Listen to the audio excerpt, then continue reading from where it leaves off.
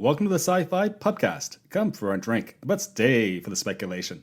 We're talking the 2011 film Paul, starring Simon Pegg, Nick Frost, and Seth Rogen. It gets pretty alien. So grab a drink and be ready for a close encounter. This is the SciFi Pubcast.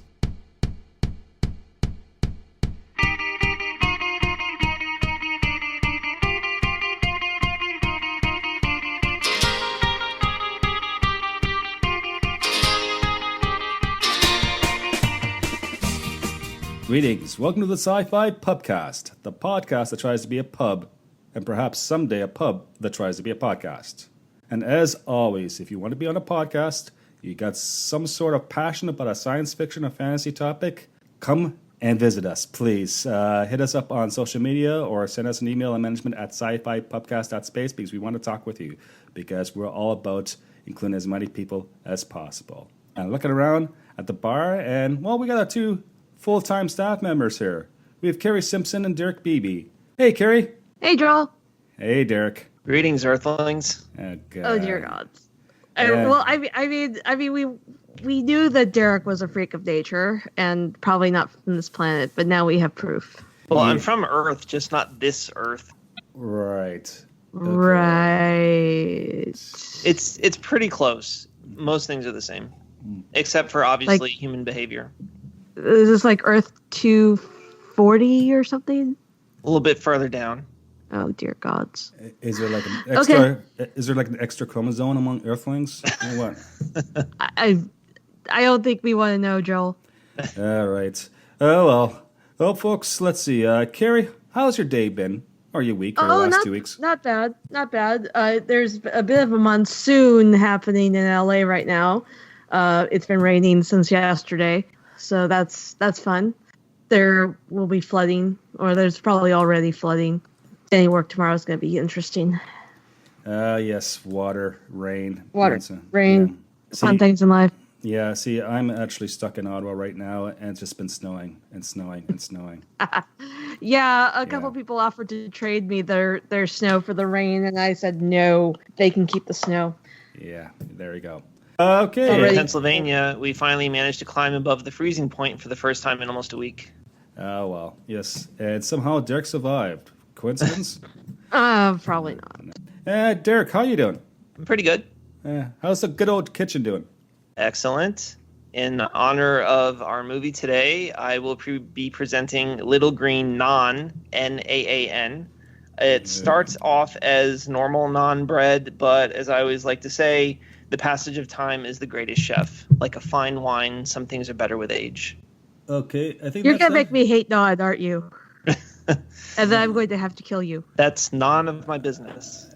It's actually an improvement from his previous dishes he's made in the kitchen. So, yeah. Well, also, I mean, at least he's leaving. At least he's just letting it sit out. I could sweep it into a dustbin or something instead of trying to serve it to our customers.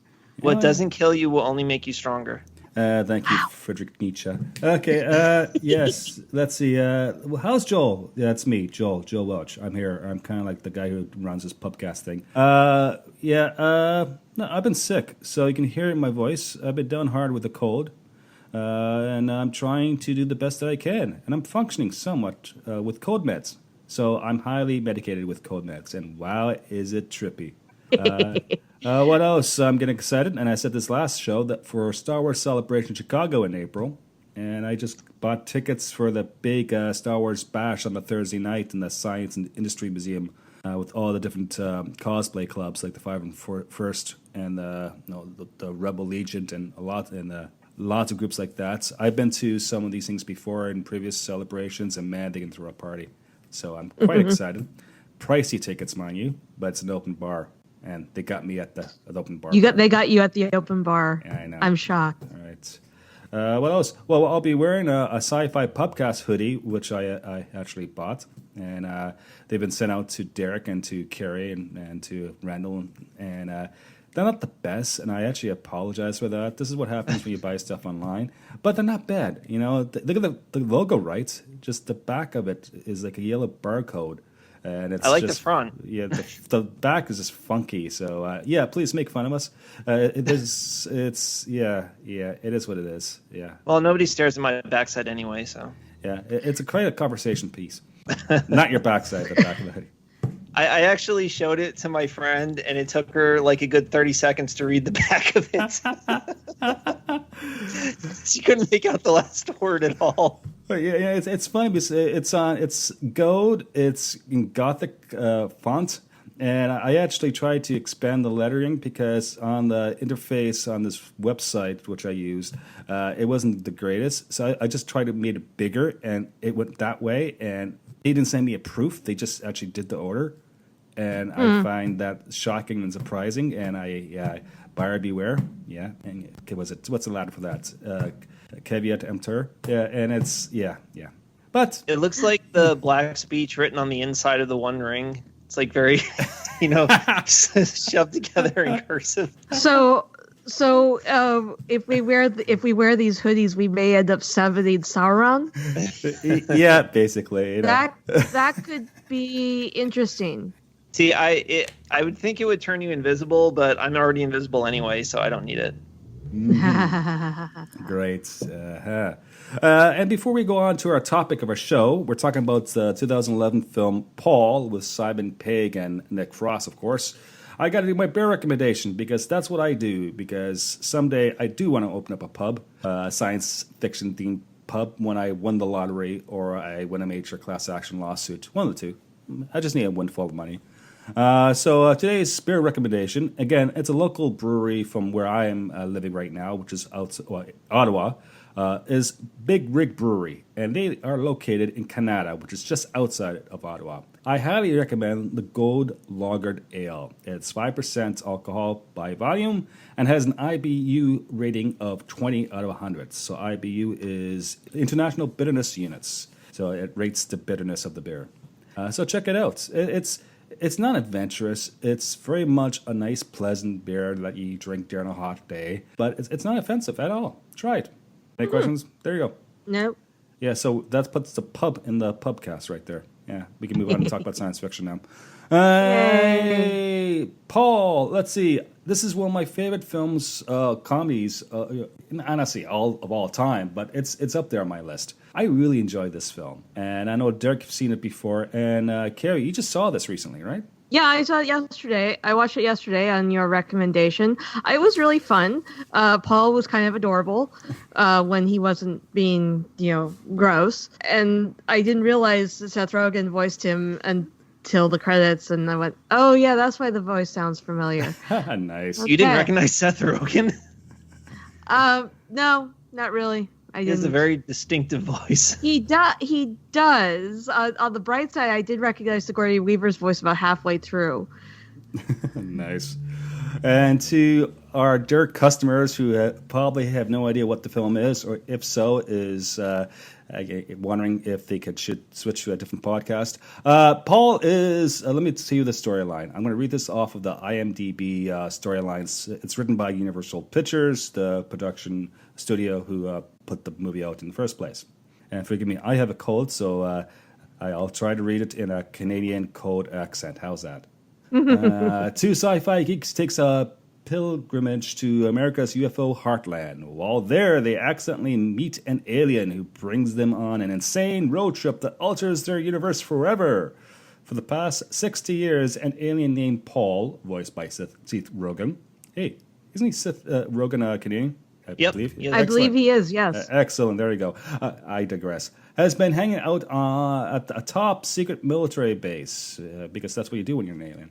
When he discovers he's been taken prisoner, space-traveling smart-ass decides to escape the compound and hop on the first vehicle out of town. A rented RV containing Earthlings, Graham Willie, there's a lot of dick jokes in this movie, and Clive Gollings, played by Simon Pegg and Nick Frost. Chased by federal agents and the fanatic father of the young woman that they accidentally kidnapped, because, kidnap people, it happens.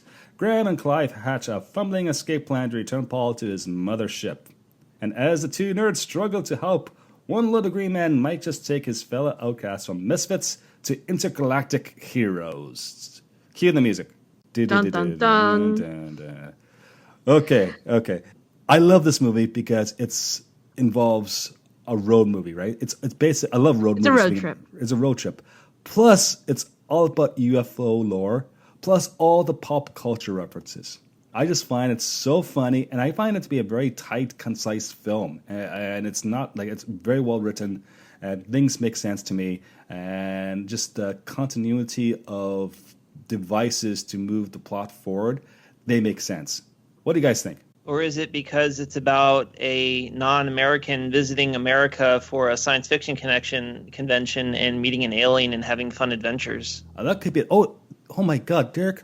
You're usually not the first person to take it down like a very film like literature critique, but you're absolutely right. It's all about the outsider, right? This film is about outsiders.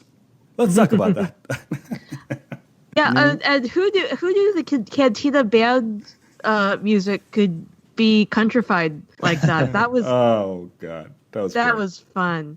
That was okay. Yeah, let's go straight to the bar. One of the bar scenes at the bar brawl, that's and the band's playing the Katina music from New Hope, Star Wars New Hope, and there's a brawl. I just love the fact that there's sailors in the bar, and it's a bar in the middle of nowhere, like Wyoming, right? Okay. Yeah. So there's U.S. Like, naval sailors in the bar involved in the fist fight. It's the most ridiculous. It's the most ridiculous place for Navy guys to be hanging out in because it's so landlocked. It's fun. But that's actually a reference to a David Bowie song in Life in Mars. So it's mentioning about sailors and brawls and all that. And plus it just goes to this motif in Hollywood films that if there's a bar fight, sailors will be involved. Okay. Yeah, I also read it was a reference to Spielberg's movie 1941, which has a similar scene in it. Huh. Yeah, I'm telling you, when there's when you see naval personnel in a bar drinking, watch out. That's a bad sign. I'll bet. And my U.S. Navy friend's gonna make fun of me now. There you go. So where do you want to start with this? I don't know. I'm new to this movie, so I thought it was hilarious. There are a couple of I swear my neighbors probably thought I was doing something weird, it was just like, whoa, they did that was wow. Oh, so what made impression? Sorry, I'm not making a whole lot of sense right now. I'm slightly high on meds myself today. So yeah, so 2 of the 3 of us are high on meds, and Derek has always been Derek. So yeah, it's a fun show. I'm just high on life. Yeah, there you go. So okay, Carrie, what scenes made an impression on you? Well, any scene that Jason Bateman was in was just like hilarious. I love that he's doing these kinds of roles now. It's fun. And I can't even think right now.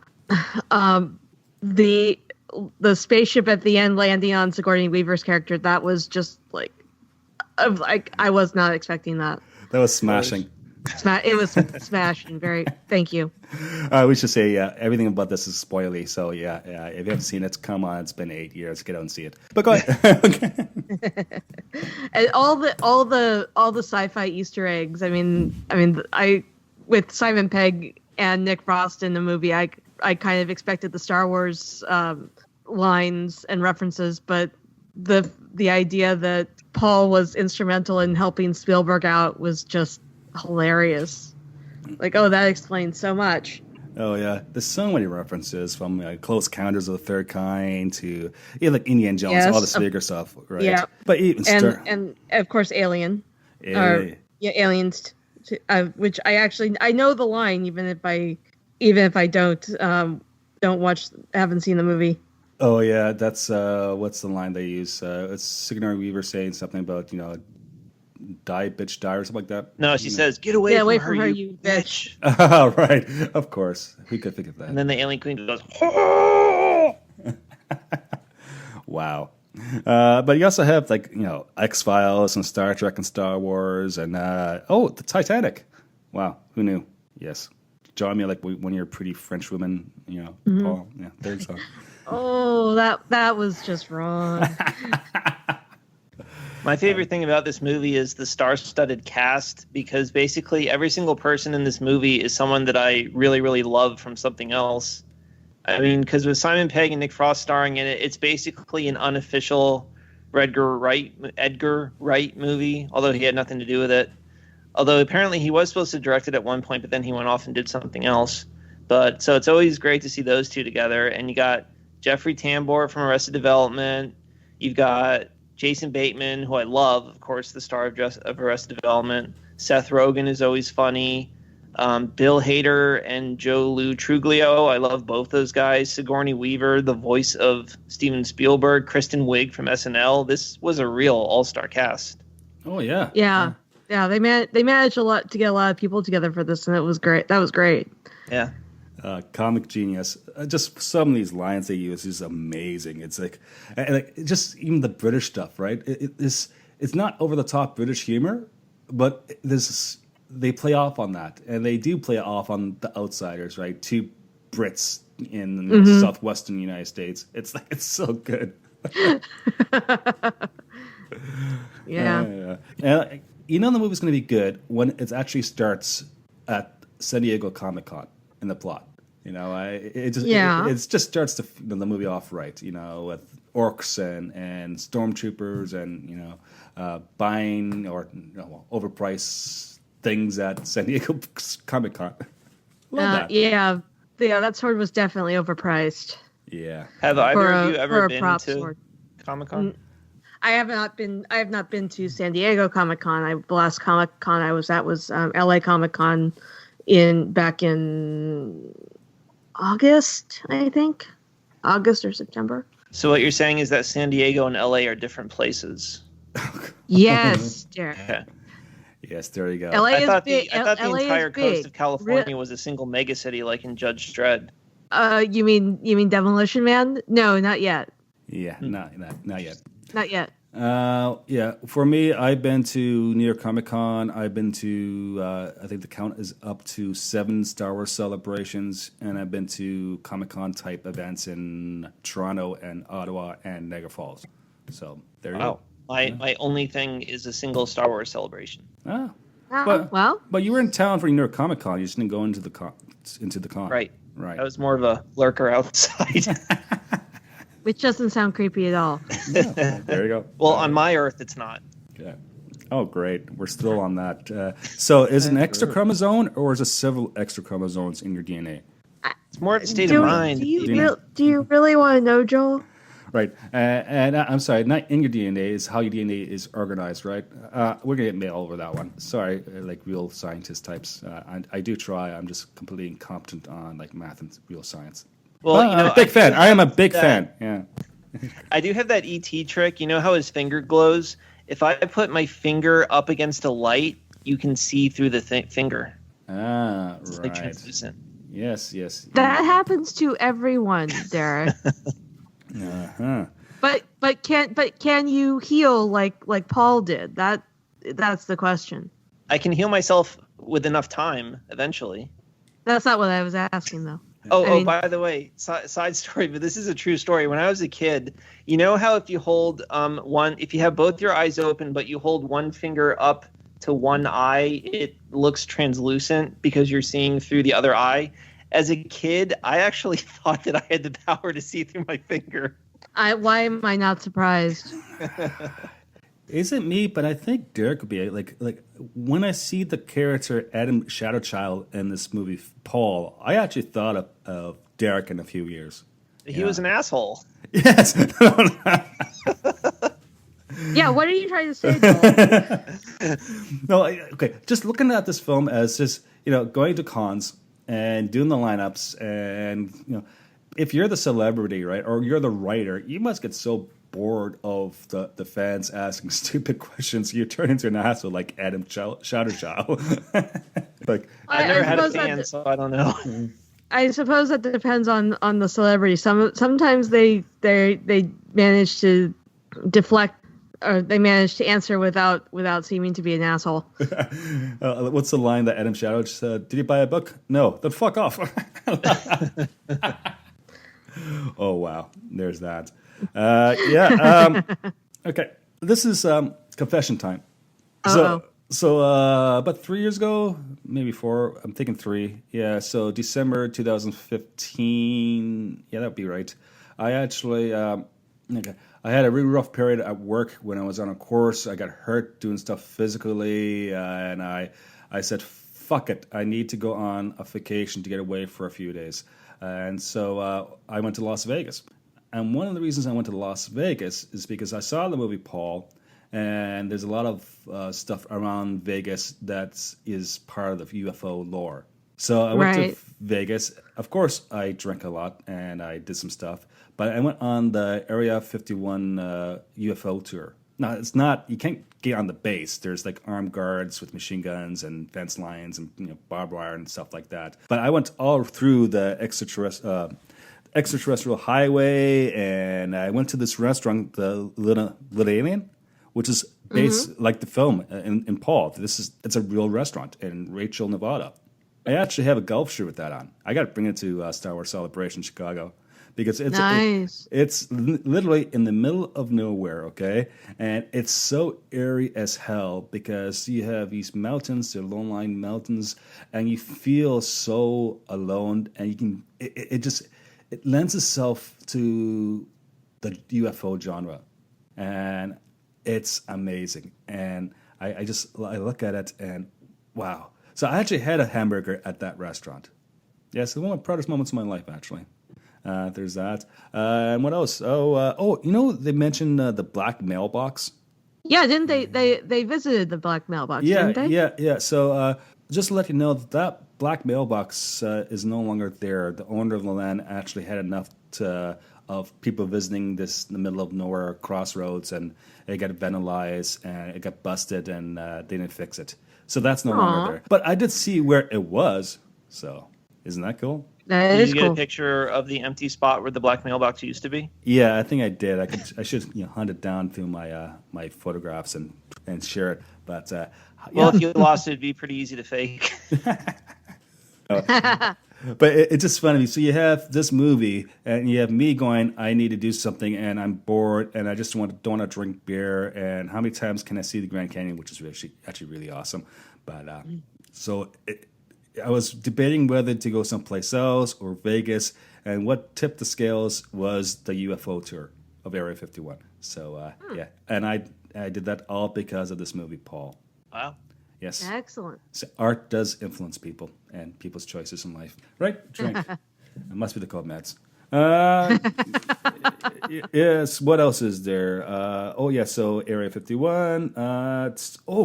How about all the Star Trek stuff? When they went to at the very beginning of the movie after the San Diego Comic-Con, and they reenact the scene. Klingon? Yeah, of course they're speaking Klingon, right? But the whole Captain James Kirk fighting the Gorn reenactment. Oh, that was great. Oh, I love that. I know it's like Northern California or somewhere in I'm not sure exact location, but it was on the map they had in the. Oh, hotel. you mean Vasquez Rocks? Yeah. It's like an hour away from me. Oh, really? Yeah. Have you ever done that? Like fight with the Gorn? No, but I've been to Vasquez Rocks. Oh, really? Okay, cool. I got to do this next time in California. Yeah. Yeah. What about, I don't know, what? What? All the dick jokes, all the sausage jokes. By God, the movie's full with them.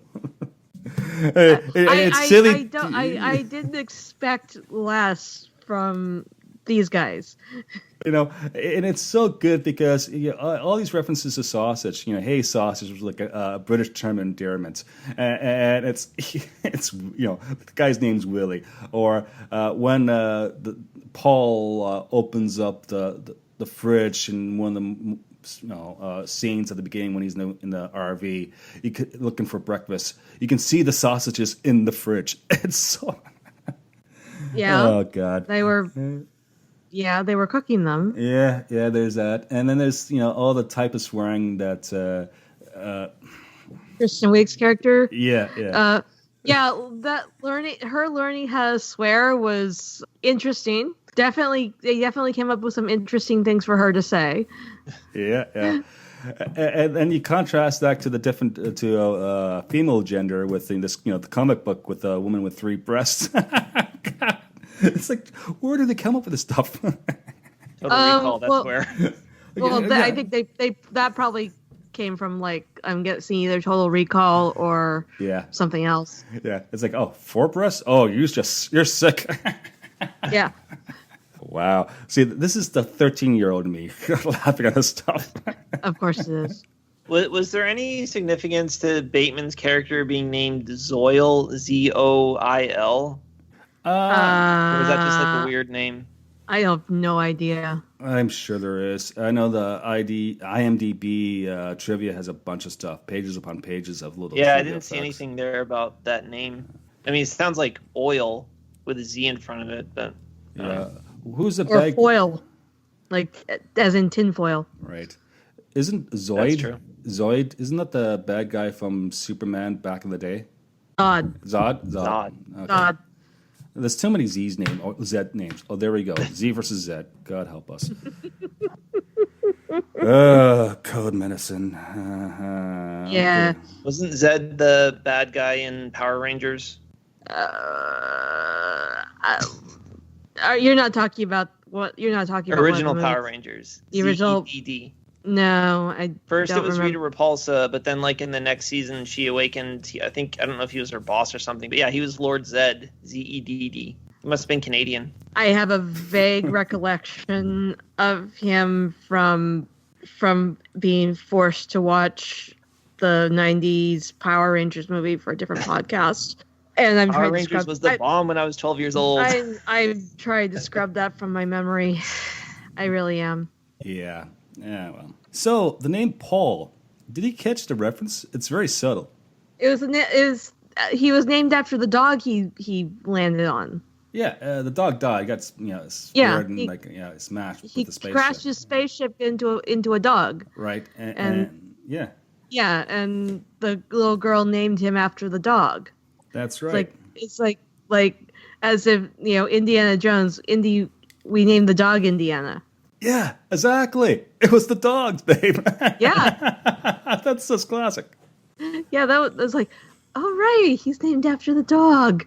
Yeah, okay. And a lot of ET references in this film, right?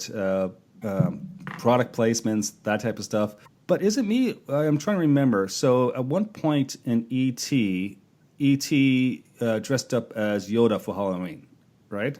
No, Was it they dressed him up as an old lady. old lady? Oh, right. Okay. I thought there was a Yoda reference in ET. I have to go There back. is it. Was it just some random kid dressed as Yoda? Yeah, Maybe. There's I definitely might- a Yoda in there. Yeah. So you see a Yoda reference in the comic book store, which is really cool. Yes. Along with him, his cowboy outfit, which is just classic. Yeah. Yeah. What else? Spaceballs. So we talk about dick jokes and we talk about female gender stuff. Let's talk about Spaceballs. Okay. What? That was just gross. I mean, seriously, what? For one thing, why would you think a mannequin was anatomically correct? And for another thing, ew, Yeah. Ooh. that's just so wrong. Yeah, it is. Yeah. Eek. And of course, you know what's really interesting about this film is that they make references to stuff that there's no references to. People just assume there's references. Like the kid in the comic book store is named Keith Nash, and they say the kid's name like 3 times. Who is it? Oh, that's Keith Nash. The kid who stole the comic book, I think he was wearing like a karate outfit. I had a vague thought that maybe they were referencing one of Simon Pegg's other movies, but I didn't bother to look it up. I did look it up. I looked it up previously when I saw this movie, and there's some talk about it because people are asking that question, and no one has a good answer. So, it's possible this is an Easter egg for a future film. So remember the name Keith Nash. Maybe Keith Nash will star in his own movie. Who knows? We shall have to see. Yes. Yes. And what else is there?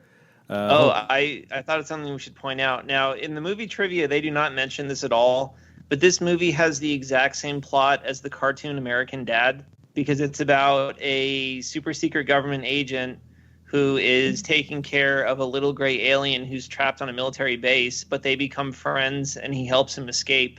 It's like the exact same storyline. Oh, yeah? Interesting. Yeah. I Was guess it none of you written by guys the watch same American guy? Dad. No. Yeah, no, not really. Sorry, I need more TV time. I've been watching too many cooking shows. There, I said it. Yes. The truth is out. I did think that was a legitimately surprising plot twist when it turns out that Jason Bateman was a good guy helping him. I didn't see that coming at all. I started to suspect it, but I wasn't completely sure until Paul, when it came out and said it. I don't know when I started to suspect that that's what was really going on, but there was something off about it. Yeah, it's funny when I watch it now. I know, Bateman's character is actually an inside agent and is helping Paul. So I think it surprised me the first time I saw the movie, but that's years ago, and I can't get out of that headspace. And I watch this film almost like constantly because it's such a tight, fun film. The pacing's great, the jokes are great, and it's on the shorter end, so you can throw it on and just watch in the background. Right. And of course, what's your favorite pun in the movie? I saw one that just floored me. It was great. It's like I don't remember a lot of the puns, unfortunately. so. I'm playing it on mute right now, and I just saw Kristen Wiig say, "You bet your Harry love eggs." Something. That was pretty funny. Yeah. Okay. Oh god. There we go. This is probably the most juvenile we've been on this podcast, right here.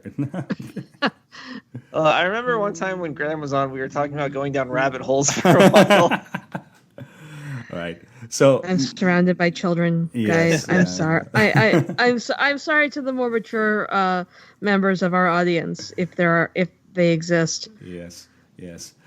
So my favorite pun is when they go to the house of Blythe Diner, played by Terry Walton. That's the old lady or older person who, as a child, discovered Paul for the first time, right? Mm-hmm. And you have these agents. They come there. There's a fight scene. At one point, I think either one of the Nick Frost character or maybe it was the Simon Pegg character takes a clock off the wall and nailed the guy in the head. So the guy got clocked. That's awesome. Oh, wow. Yes. Things like that, it just amuses the hell out of me, really. Of course, there's the Devil Towers National Monument, which I've never been. I want to. It's actually a historic site, or it's a national park in Wyoming. And someday I'll get there. They have like a big UFO thing there, I think, last year, where they actually screened the 40th anniversary of Close Encounters of a Third Kind. Nice. That would have been awesome to go there. Have you guys ever been there? No, I have not. I've No. not been. I've not been to Wyoming. Yeah. Oh, it's in Wyoming. No, Yeah. I definitely haven't. No? Yeah, Okay. I went to a lot of places out west, like the Grand Canyon and whatnot, but not that far north. Wait, where is Yosemite? Yosemite's in Wyoming. Oh, I've been to Yosemite, so I don't know. Maybe I was there as a little kid, but I don't remember it anymore. So it's possible you were abducted by aliens then? God, I love this stuff. Not because It's very I believe, possible. it's fun. Not because I love the UFO stuff. Not because I think UFO exists, because I have no idea. I love it because of the storytelling and the part of the lore of the mythos of it. I just find it fascinating how it creates its own very new world, contemporary, conspiratory milieu. I just love it. Yeah. Yeah, it's fun. So this movie really stresses the idea of science and evolution, and takes some shots of organized religion. What do you guys make of that? Oh, I thought it was great. I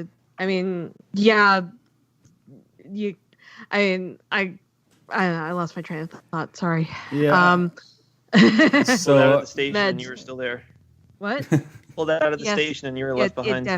It definitely did. Definitely. yeah, so it went after some aspects of fundamentalism, Christianity types, and I thought it made a point, and they had a line out that they're not criticizing all organized religion, but you can see the atheist type tendencies of Simon Pegg and Nick Frost on their sleeve, so to speak. Yeah. But it's interesting because they didn't go overboard on that. They made their jokes and their They made their point and they kind of moved on, which was nice. yeah. So It doesn't. I don't think it distracts from the movie at all. But it's interesting they actually took it that way, in that direction. Yeah, and it was helpful that Paul was able to kind of mind meld with the guys and Kristen Wiig and like kind of prove his point that way. That's not always possible. That's actually never possible. But who knows what's possible or not, right? That is true. Any other observations in this movie? I have one substantial complaint about this film. I cannot stand the long hair on Simon Pegg and Nick Frost. I think it's a horrible look for them. Really? Yeah. Really? I like them with short hair. Yeah. So Okay. So who knew you were so concerned about male grooming tendencies? Well, you know me. I always have a buzz cut. So, Oh God. if you have to comb it, it's too long. Right. Okay. Right. Okay. So just going back to the whole evolution thing, did you catch the name of the Winnebago company, the brand or the make and model of the Winnebago? No. I did, and it slipped my mind right now. It's something to do with Beagle, and of course Beagle was the Darwin's ship, name of HMS Darwin's Beagle. ship. Yes. Yeah. So Okay. there's a lot of little small references, which is just amazing. Yeah, that was kind of cool. We can talk a lot of this, but I think we hit most of the points. Unless we want to go back and make more sausages, I know commentary. No. Okay. No, I think that's okay. Any last thoughts? How about? I gotta say this. At the very beginning, San Diego Comic Con, they show the robot from Buck Rogers. Yes, Twiggy. Tricky. Yeah, Tricky. I had to look up the name of the robot because I forgot. But that's so classic 1970s. Yeah, classic. it was, especially for the most part he was voiced by Mel Blanc, which was awesome. Which was awesome. Yeah. It's like, yeah, occasionally like, oh yeah, that's Bug. That sounds kind of like Bugs Bunny. That's why. Yeah. Oh, and there's of course Ewoks. There was Ewok jokes in this. Yes. Very furry, nice. Just. Oh, God. I actually walked past a vendor at LA Comic Con that was selling Ewok heads, kind of similar to the ones that one Ewok was wearing, and they are very lifelike. They look like helmets, but they look very much like Ewoks. Right. Very authentic. There you go. Any other? Speaking of authentic, I thought the CGI on Paul was really good. He looked completely physically present there. Wait, I agree. Those CGI? Yes, it was. Yeah, God. Yeah. I know there's been talk of making a second one, but I don't think it's happening because cost problems. I don't think this one did very well. Actually, this one made money. Let's see. It was made for $40 million, and it made $98 million. So nothing to shake your head at. The general rule of thumb is that you have to make triple your budget to be considered breaking even. Right. So, yeah. Well, I enjoyed it. Yeah, it was fun. Yeah. So. Yeah, I like the movie and I think it's funny. I don't rate it as highly as you. I just think it's cute more than an absolute classic. So I find it interesting that you feel such a connection to it. Yeah, because wisecracking aliens and road trip and science fiction. Yeah, that does it for me. I'm a simple man, really. Yeah. Okay, well, let's close the doors of this pub of this episode, and and till the next time we have another episode out, which probably will not be a movie-related topic, be something more substantial. Sometimes we do these brief movie shows because of real life issues, and that it's less prep for us to do. So our social media channels, we're on 3 different platforms. We're on Twitter at SciFi Pubcast. At SciFi Pubcast. That's managed by me, and I also do the Instagram, which is more geared towards beer, food, restaurant stuff, things like that. And Derek, you do the Facebook page, right? Yes, I do. Good job, Derek. Keep it up. You can email us at management@scifipubcast.space. And if you're inclined, please go on Apple Podcast and leave us a positive review. It helps others find the show. See, my code is coming back, so I better hurry up with this before I die. Carrie, what's your Twitter address? My Twitter handle is Carrie Blackfire42. That's KERI Blackfire42. And Derek, what's yours? I am at Derek J. Beebe. And my Twitter address is at Joel_Welch, WELCH. It's closing time, guys. Make sure you get home safe. Don't be abducted by aliens unless you want to, because that would be cool. I really don't think the whole anal probe thing is actually a real thing, but I might be wrong. Roll the dice. And we'll see you next time. Bye now. Music provided courtesy of Logan Rathbone. Podcast logo by Drew M. Copyrighted Joe Welch. Listen responsibly, and we can't wait for your next visit to our fine establishment. Cheers.